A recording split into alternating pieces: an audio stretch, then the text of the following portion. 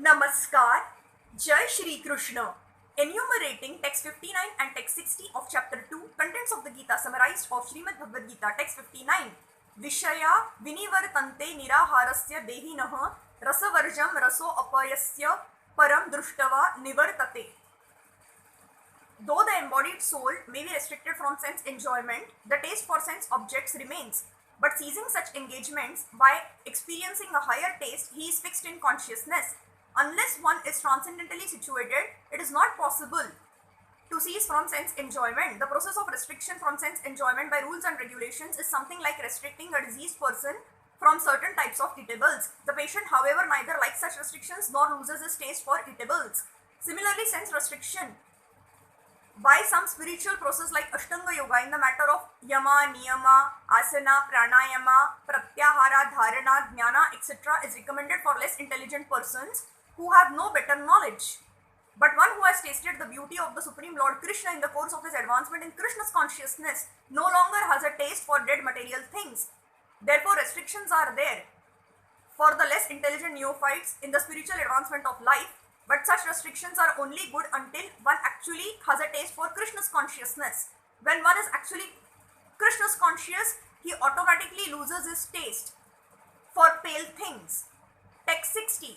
Yatato hayapi kaunteya purushasya vipashra vitaha indriyani pramathini haranti prasabham manaha.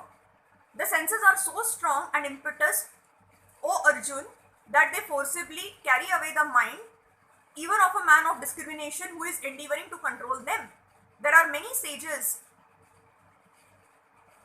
learned philosophers, and transcendentalists who try to conquer the senses, but in spite of their endeavors, even the greatest of them sometimes fall victim to material sense enjoyment due to the agitated mind. Even Vishwamitra, a great sage and perfect yogi, was misled by Menaka into sex enjoyment, although the yogi was endeavoring for sense control with severe types of penances and yoga practice.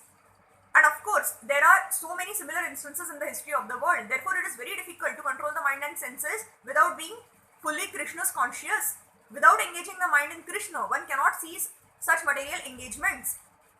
A practical example is given by Sri Yamunacharya, a great saint and devotee, who says, Yada avadhi mama setaha Krishna padara vinde नवनव रसा धामनी उद्यातम रंतुम असित तद अवधि बत नारी संगमे स्मर्या माने भवति मुखा विकारः सुस्थु निस्थिवानम च. Since my mind has been engaged in the service of the lotus feet of Lord Krishna, and I have been enjoying an ever new transcendental humor, whenever I think of sex life with a woman, my face at once turns from it and I spit at the thought. Krishna's consciousness is such a transcendentally nice thing that automatically material enjoyment becomes distasteful. It is as if a hungry man had satisfied his hunger by a sufficient quantity of nutritious eatables. Maharaj Ambarish also conquered a great yogi, Durvasa Muni, simply because his mind was engaged in Krishna's consciousness. Savai manah Krishna padara vinda yor vachamsi vaikuntha gunanu varnane. Thank you.